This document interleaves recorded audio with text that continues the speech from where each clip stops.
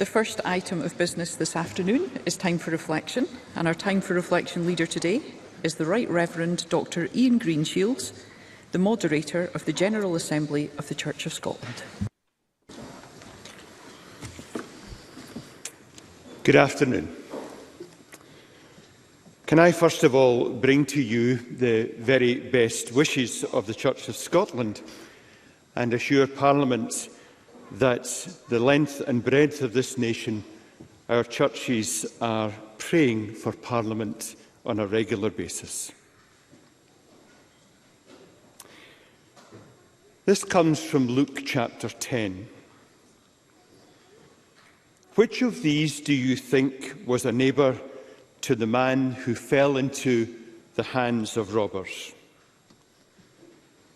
The expert in the law replied, the one who had mercy on him. And Jesus told him, go and do likewise. Good leadership, rooted in service for others, is essential for the good of any society.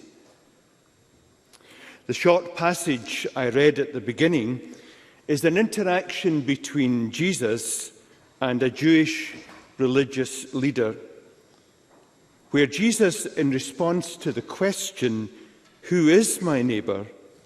tells the familiar story that we know as the Good Samaritan. Much has been made of that wonderful responsive story by Jesus, but often we forget that these concluding remarks between Jesus and his contemporary are fundamental. The heart of the story is the one who showed mercy, reflecting the quality of love expected by Jesus. In the ancient Hebrew language, the word for mercy speaks of the unconditional love that a parent has for their child. It is therefore a powerful and primal concept. Indeed, mercy and forgiveness are at the very heart of Christian identity. Within the Christian tradition, we understand that we receive mercy as a gift from God through Jesus Christ. Yet Jesus expects that a gift of such magnificence and grace and magnitude that is so freely given and gladly received by us should be personally expressed in all of our relationships. Love and mercy is not always easy. Love for our neighbour, that person in need, whoever they are. Love given in every way that we can. Love even for our enemies, as Jesus said, is not a suggestion, but a command. Love your enemies, he said, and pray for them. To show mercy, then, and to act out of love is not primarily a feeling, but an act of the will, even when we are deeply hurt and offended by someone else. It is to give to another what they do not deserve, because we realize that we are the recipients of greater mercy. What then is most important when it comes to the qualities of leadership? Is it charisma, intelligence, real-life experience, popularity, vision? Or is it people who can be depended upon to show kindness, grace, forgiveness, and a generous heart, and unconditional love and mercy in every circumstance. Thank you, Moderator. Thank you.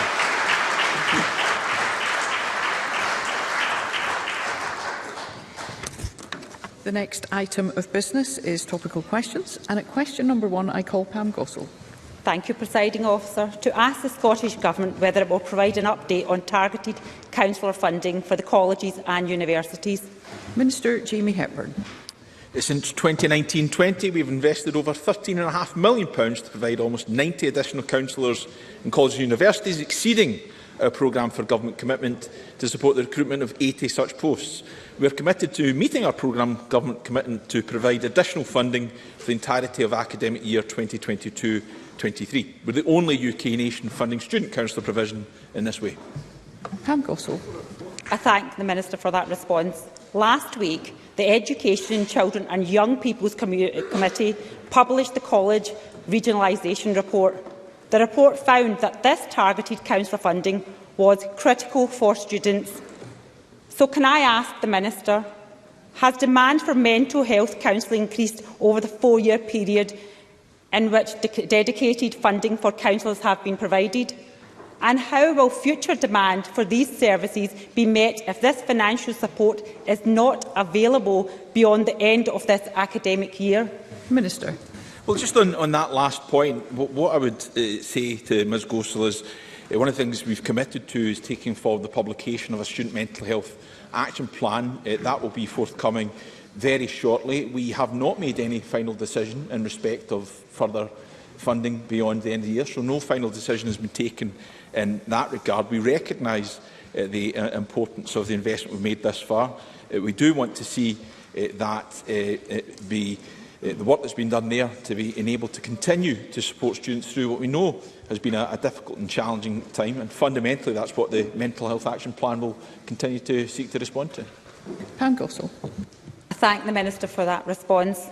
Minister, we already know the drastic reduction some colleges will be making in response to the SNP's funding settlement. One college is planning for staff redundancies up to 25% over the next few years. This is not a unique situation. 21 college principals have written to the Scottish Government pleading for help. These counsellors can provide a life-saving service for many students who are struggling with their mental health. Following these pleas, can I ask the Minister, will he set out the Government's position on compulsory redundancies and ensure that all college students can access the services they need? Minister. Well, just on the point that Ms Gossel has made around the letter from the 21 college principals, I'm aware of that correspondence. We will, of course, as you would expect of the Government, reply to that. But what I can say is I've been in very close contact with college principals over the last period to discuss the very issues that we are touching upon today. I've made as clear to them as I am to Ms Gossel around our commitment to the Student Mental Health Action Plan and what we might be able to do in subsequent years. In relation to funding for colleges, of course, we have leveraged in additional resource for colleges for this coming year. But I would respectfully say to Ms Gossel, it isn't good enough to stand there, as she does week in, week out, to call for additional funding for not just this sector, but virtually every sector across government expenditure, without identifying where it will come from. So I look forward to hearing her say where that will come from now. Thank you. As members might expect, there is a lot of interest, so concise questions and responses will enable more members to take part. And can I call CoCab Stewart? Thank you. My understanding is that since 2019-20, the Scottish Government has invested in almost 90 additional counsellors in colleges and universities. Some of these institutions are, of course, private organisations and have their own role to play in ensuring provision for the well-being of their students. Can the Minister say something about how the work of these professionals, including those provided through government funding, will complement the work of the upcoming Student Mental Health Plan? Minister. Well, let me pick up on an important point that Co-Cap Stewart has made. She is right to identify that the institutions that we are providing funding for fundamentally have a core responsibility here. They themselves have to make sure that they are adequately responded to and supporting their students' mental health needs. Now, we have, of course, assisted with that. We provide a substantial package of funding to universities and colleges. We provide this additional funding to support the recruitment of these counsellors, and through our Student Mental Health Action Plan, we will seek to build on that to make sure that we're supporting the resilience and mental well-being of students across the country. Katie Clark. 128,000 people have signed a petition to the UK Government calling for the creation of a statutory legal duty of care for students in higher education. A duty of care already exists for staff and for students under 18. Would the Minister explore introducing a statutory legal duty of care for students in colleges and universities? Minister. Well, I can't earnestly say that it will be me that's doing it, of course, but that is something I think that the Government should reflect on. Willie Rennie. It's a little bit more positive what the Minister says, that no final decision has been made about future funding. But it does leave these staff in limbo, and I hope that the Minister will act with a little bit more haste to make a quicker decision about this, because these mental health counsellors have provided an invaluable service for vulnerable students across the college and university sector. So how much longer will they have to wait? Minister. Look, I understand the point that Mr Rennie makes, and it is one I take seriously, because we do have to try and give that clarity. He'll understand, of course, we have to go through the usual process that we undertake, and we have made that commitment to the Student Mental Health Action Plan, which will be forthcoming very soon. And my own perspective is that we shouldn't disaggregate these issues too much. But I take on board the point, and it's something we need to provide in terms of clarity to the institutions as soon as possible. Ross Greer. Thank you. The Health and Wellbeing Census shows that for many young people, challenges with their mental health begin at school, before college or university. So can I ask the Minister for an update on what progress has been made towards the Butte House Agreement commitment that every young person has a right to access in-school mental health counselling if they so require it, which should hopefully in turn reduce the demand for college and university mental health support services? Minister. Well, this is a fair reminder that we have a duty to support the mental wellbeing of all young people in Scotland. We continue to provide £16 million to local authorities towards the commitment to make sure that every secondary school has access to counselling services. Authorities across the country have confirmed that all schools do have such access. Authorities provide us with 6 monthly reports on the services, and the latest reports to be analysed show that just over 14,500 young people accessed the service between January and June 2022, with over 6,000 of those young people reporting improved outcomes, with the majority of the remaining young people still accessing the service and with their outcomes to yet be captured but to be reported in due course. Question number 2, Faisal Chowdhury. Thank you, Presiding Officer. To ask the Scottish Government what action it is taking in response to recent reported analysis by Health Equals, which shows that poverty-driven health inequalities are reducing life expectancy amongst people who live in the most deprived areas. Minister Marie Todd. We are using all of the powers and resources available to us to tackle poverty, reduce inequality, increase healthy life expectancy and thus create a fairer Scotland. The Scottish Government has allocated almost £3 billion across 22 to 23 to mitigate the damage inflicted on households by the UK Government's cost of living crisis. We're providing free school meals, increasing the numbers of hours of free childcare. We've already increased the Scottish Child Payment to £25 per week, supported 1.85 million households with council tax reduction and uprated all benefits that we deliver. We'll continue to deliver free prescriptions, concessionary travel, free personal care and our Fair Work agenda. Faisal Chowdhury. I thank the Minister for that answer. As co-convener of the cross-party group on improving Scotland's health and as a member of the Social Justice and Social Security Committee, I'm well aware of the disparities faced in Scotland in terms of health. In 2018, a study showed that a boy born in Muirhouse had a life expectancy of 13 years shorter than that of a boy born in neighbouring Cramond. Analysis from the Health Foundation reported that the average life expectancy in Scotland has reduced by 4.4 years since 2013. In addition, drug-related deaths have increased and are 18 times higher in the most deprived areas when compared to the list.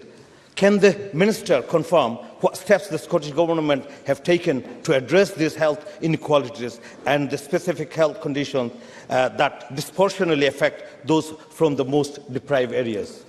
Minister. So we absolutely recognise the clear and inextricable links between health inequalities and poverty, and that's why we're using all of the powers and resources available to us to support families as far as possible and to tackle the underlying causes of inequality in our national mission to tackle child poverty. We're also, as you're aware, being on the CPGs that you're in, we're also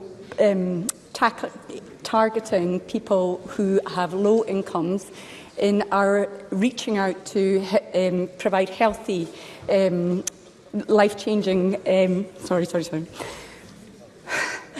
We are also targeting people who live in poverty with means to stop smoking.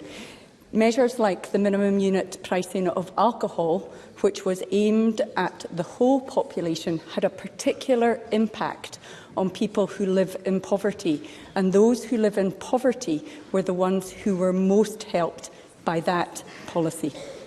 Faisal Chowdhury. I thank the Minister for that answer.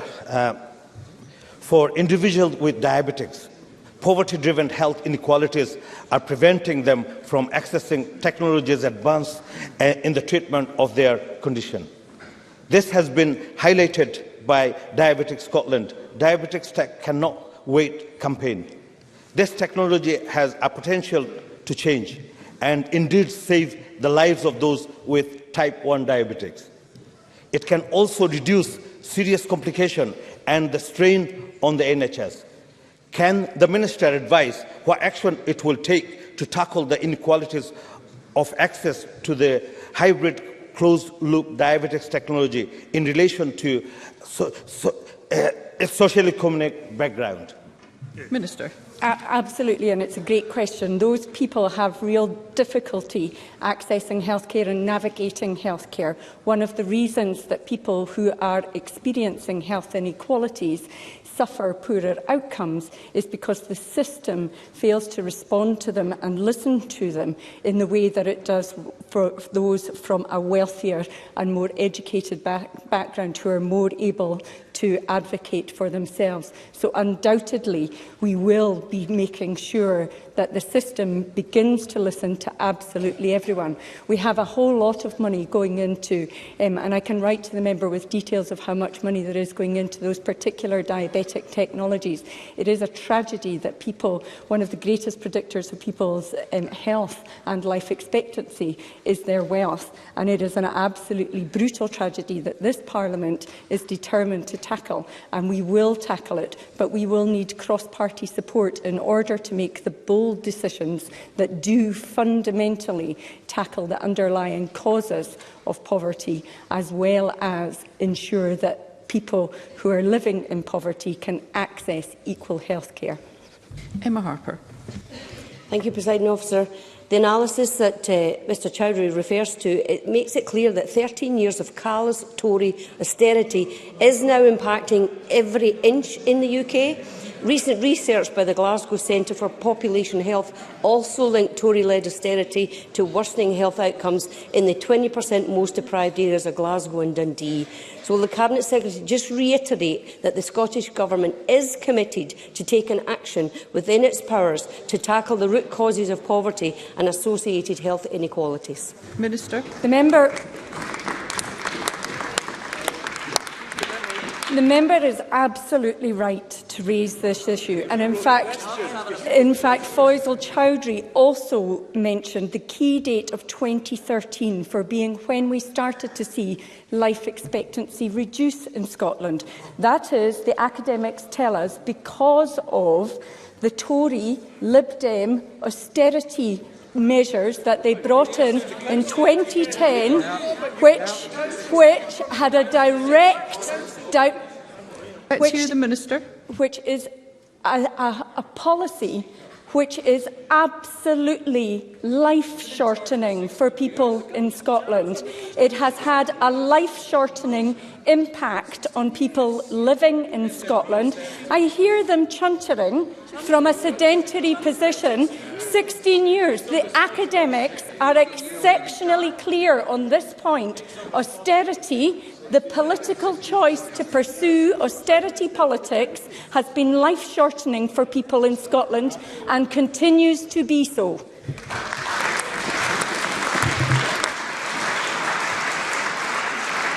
Thank you. That concludes topical questions. The next item of business is the selection of the Parliament's nominee as First Minister, and a note explaining the procedures to be followed this afternoon has been made available to members. I have received 4 valid nominations for selection of the Parliament's nominee for First Minister, and I will now announce the nominations in alphabetical order. The nominations are Alex Cole-Hamilton, Douglas Ross, Anas Sarwar and Hamza Youssef, and I will ask each nominee to speak in support of their candidacy for up to 5 minutes.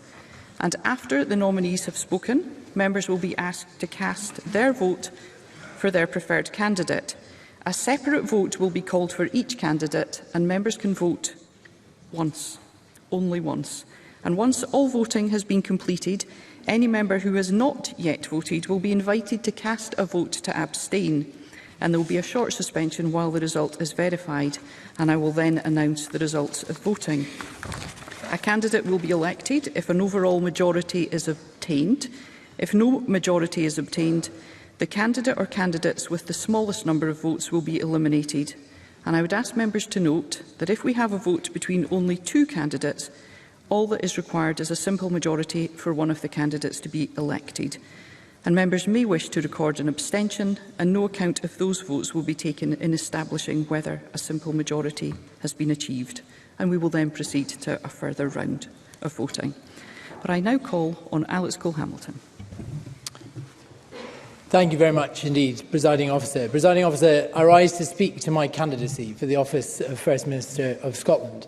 I am a candidate in this contest because this is a democracy, and democracies are about the presentation of differing visions as to how things could be, about bringing to the fore the priorities of the constituents who sent us all here to this place. Here and now, we are as far as it is possible to be from a Scottish parliamentary election. We are midstream and have a governing party in disarray, adrift and out of ideas. It brings to mind the words of Robert Browning, who nearly 2 centuries ago wrote, "Glad was I when I reached the other bank. Now for a better country." The members in this chamber will reject my candidacy today. I understand that. But ours is a vision for that better country. You will not find a prospectus more positive or more ambitious from anyone else. Because Liberal Democrats believe in a Scotland that is industrious, innovative and internationalist of outlook. I want us to imagine things again, to make things again, to harness the collective potential of our peoples and our natural resources. A Scotland that delivers for those working in our schools, in our hospitals and in our fields. They are tired of the ministerial disinterest that has characterised much of this past 16 years. They are tired of a government fixated on the breakup of the United Kingdom. We have to put the people first. Liberal Democrats understand what matters to them because we ask them, door by door and street by street, in the villages and towns of Scotland. They want to know when they will get that hip replacement. They want to know why their kid has been left behind in school or is left waiting for mental health treatment. They want to know why they have to live in a cold home. They are looking to this chamber for answers. That is why I'm in politics. It's what keeps me awake at night. Presiding Officer, Liberal Democrats would cut waiting times and abandon the SNP power grab of social care. We would deliver an emergency insulation programme that makes every home a warm one, while slashing our carbon emissions. And we would strive to make our classrooms inviting places to work and to learn by always paying our teachers what they are worth, tackling violence in our schools and scrapping national testing. Liberal Democrats are by nature solutions focused. We are crackling with policy ideas, and my goodness, don't we need some of them right now? Presiding Officer, our world is changing. Scotland faces big international questions. Our world is on fire in the climate emergency. We are witness to the mass displacement of those fleeing unimaginable atrocities, and we will come to look back on this time with an understanding that we were already living in the early days of a new Cold War. These challenges demand a new kind of politics. It is a politics of hope, of democratic reform, a politics of common endeavour across nations that share our values and our corner of this world. So I stand today on that ticket because the Scottish Liberal Democrats are the party of cooperation across these islands, the party of local power through federalism, and yes, the true party of Europe. Make no mistake, there is more water behind this government than lies ahead of it. Change is coming, and Liberal Democrats will be part of what's next. If we want it to, that change could start with this vote this afternoon. We don't have to settle for continuity, for mediocrity, for more of the divisive and dreary same. That other bank could actually be in sight. We just have to reach for it now for a better country. Thank you. Thank you. I call on Douglas Ross. Thank you very much, Presiding Officer. In 2021, I put myself forward as my party's candidate for First Minister because I believe Scotland needed a real alternative, an alternative focused on the big challenges that our country was facing. Now, at the end of the Sturgeon era and a fractious SNP leadership election, it's clear that alternative is still needed. This nationalist government is moving further and further away from the real priorities of Scottish people, like helping struggling families through the global cost of living crisis, helping those who want to see our Scottish economy flourish once more, and rebuilding our demoralised and overstretched NHS. Those are the big challenges that we are facing today, and those are the challenges that Scottish people want every single one of us MSPs in this chamber to be laser focused on. Yet instead, we've seen from the party of government them being consumed by the debate on independence and furthering their nationalist obsession. The SNP have been fiddling while Rome burns. They've abdicated responsibility for governing our country in favour of again attempting to reboot their entire campaign for separation. And Hamza Yousaf has been at the forefront of this debate. He has said that every election should be about independence. He has proclaimed himself to be the first activist of the nationalist movement. And yesterday, in his very first act as leader of his party, he demanded another independence referendum from the UK government. Thank you. Thank you. Let's hear Mr Ross.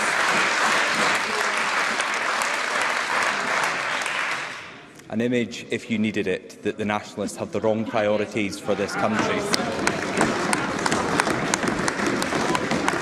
Because at a time when our country needs national leadership, we have yet again been given another nationalist leader, but one even more divisive than the last. Hamza Yousaf will not bring Scotland together. He will not focus on the big challenges facing our economy, our public services and families up and down the country.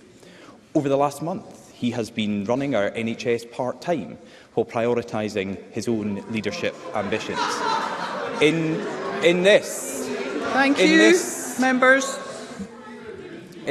his final day as Health Secretary, figures show that just 63% of patients were seen at A&E within the target time, down from 87% when he was given that most important job within government. And his fellow Cabinet member, Kate Forbes, was absolutely right to be scathing about his record in government, and it turns out that almost half of SNP members in this election agreed with her. Scotland needs a real alternative, focused on the big challenges our country is facing, and that's why, as leader of the main opposition party in this chamber, I'm putting myself forward for the position of First Minister. Now, we already know the way the votes are going to go. Hamza Yousaf has stitched up a backroom deal with the Greens to keep his nationalist government in power. Thank you. I'll just repeat it. Humza Yousaf has stitched up a backroom deal with the Greens to keep his nationalist government in power. And with an anti-growth party within government, sadly Scotland will be the poorer as a result. But today is also about the future, because the contest that the SNP have just been through shows beyond any doubt that the SNP are not invincible, that continued nationalist government in Scotland is not inevitable.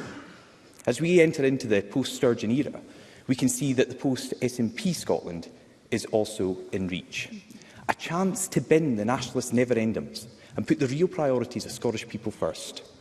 It's past time that the SNP paid the price for their failures in government and single-minded focus on dividing our country with another independence referendum. And in communities across Scotland, the Scottish Conservatives are the only party that can beat the SNP in both next year's general election and the next Scottish Parliament election to make that happen. Over the last 2 years, my party has been building a positive programme focused on the real challenges Scotland faces. Thank you. I'm not sure why SNP members laugh when I'm about to speak about the Right to Recovery Bill. The Right to Recovery Bill that we published that will tackle Scotland's drug death scandal and has now been endorsed by all sides of this chamber. We've set out our plans for a rural development bank to invest in infrastructure that rural communities and farming businesses need to thrive. We're bringing forward a victims' law that would ensure that we place the justice system on the side of victims, not criminals. We've set out plans for a rent-to-own model and tax cuts for first-time buyers that would ensure that home ownership in Scotland is not an unaffordable dream, but can become reality. And we have plans to deliver a skills revolution to ensure that every Scot has a right to retrain. These are just some of the positive policies from the platform that we have been building. Presiding Officer, today nationalists in this chamber will give Humza Yousaf a blank cheque to again push forward his party's independence obsession. But in the elections to come, Scotland can make the SNP pay the price for ignoring our real priorities. And in so many areas across Scotland, the Scottish Conservatives are the only party that can make that happen. Thank you. Thank you. I call on Anna Sarwar.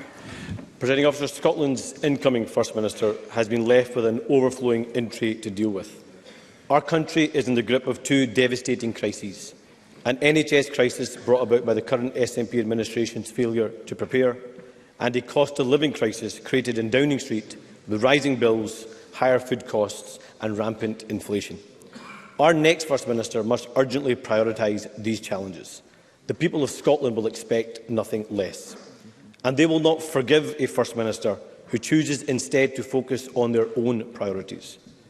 I pledge to always put the people's priorities first.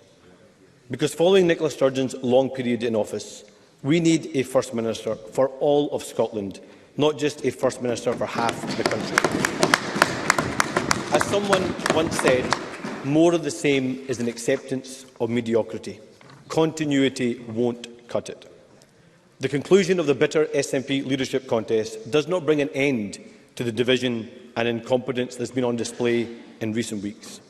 And when we look at that entry awaiting in Butte House, it's clear that we need a First Minister without the distractions of a broken political party behind them and without the culture of secrecy and cover-up which has been the hallmark of 16 years of SNP government.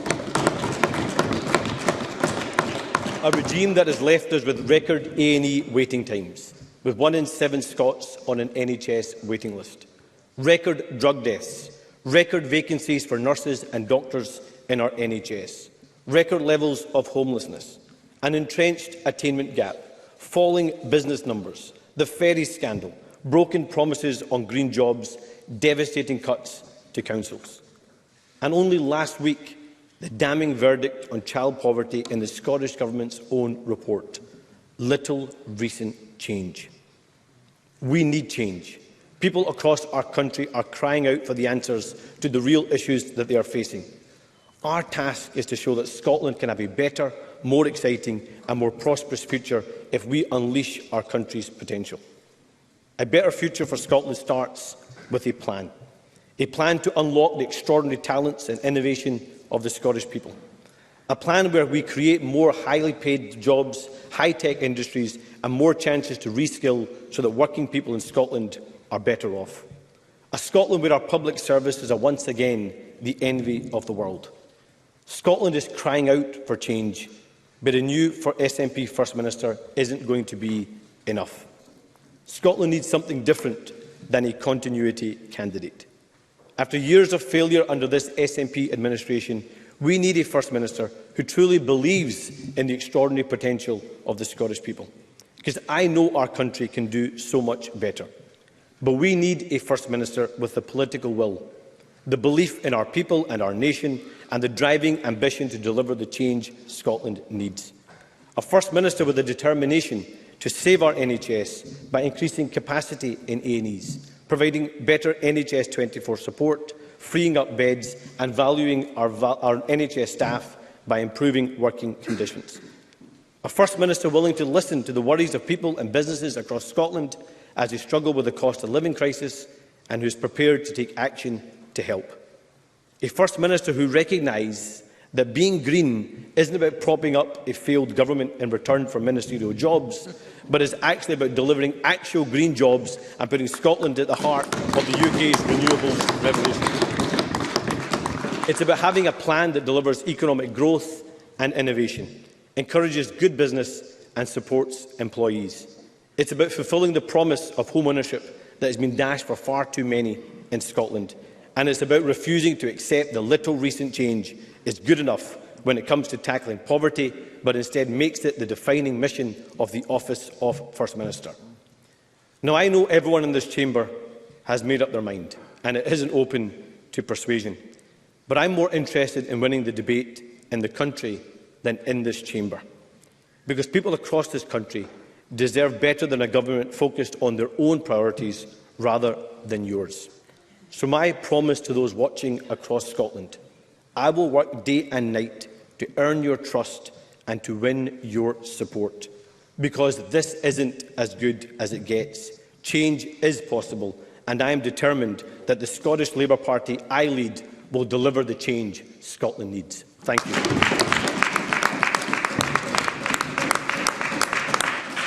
Thank you. And I call on Hamza Yousaf.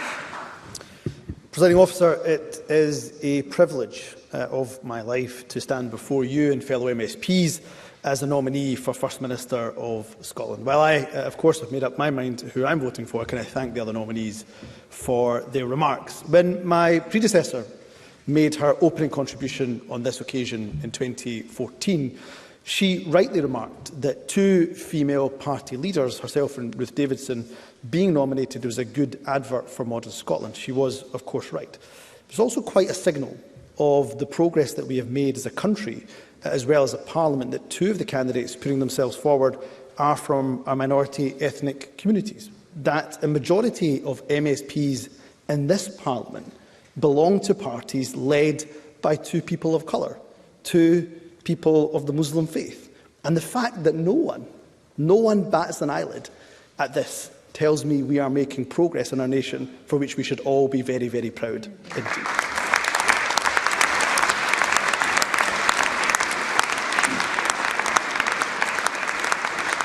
Ahead of the vote, I intend to keep my comments relatively brief. There is no doubt at all that Nicola Sturgeon leaves some very big shoes to fill indeed, as well as her many domestic achievements, which I hope to pay tribute to after Parliament has voted.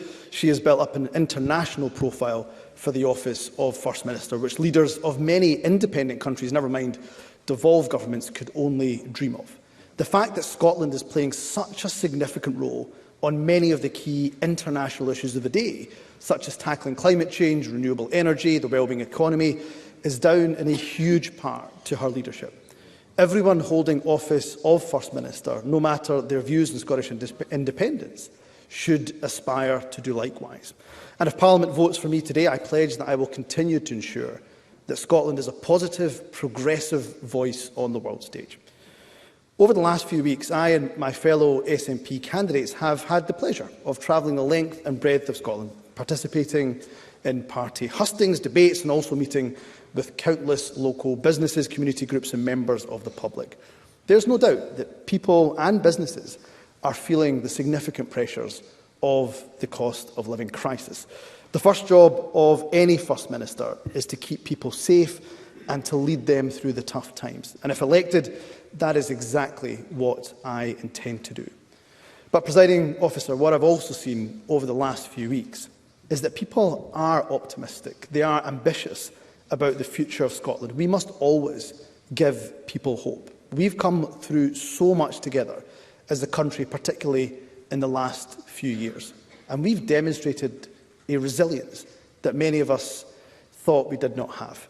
It is often in the darkest of hours that we see the best of humanity. No more was this true than during, of course, the global pandemic. In tough times, it's often easy to forget how lucky we are to live in a country blessed with such immense natural resources and human talent, one which is brimming with potential and ingenuity. So I very firmly believe that Scotland's best days lie in front of us, and as First Minister, I will work tirelessly to make sure that is the case.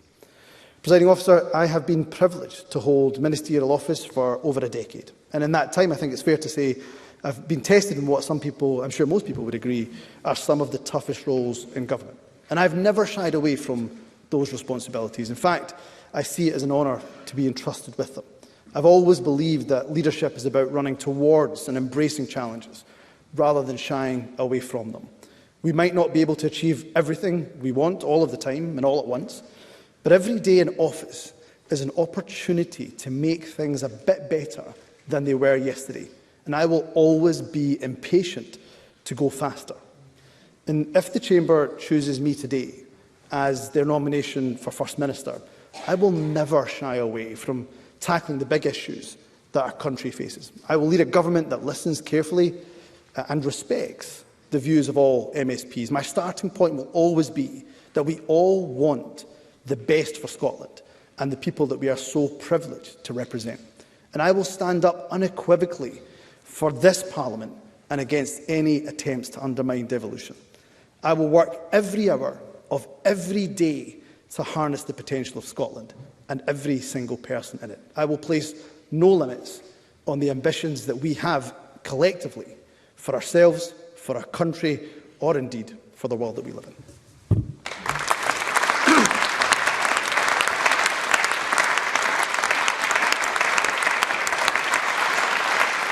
Thank you. Before we move on to the vote, there will be a short suspension to allow members to access the digital voting system.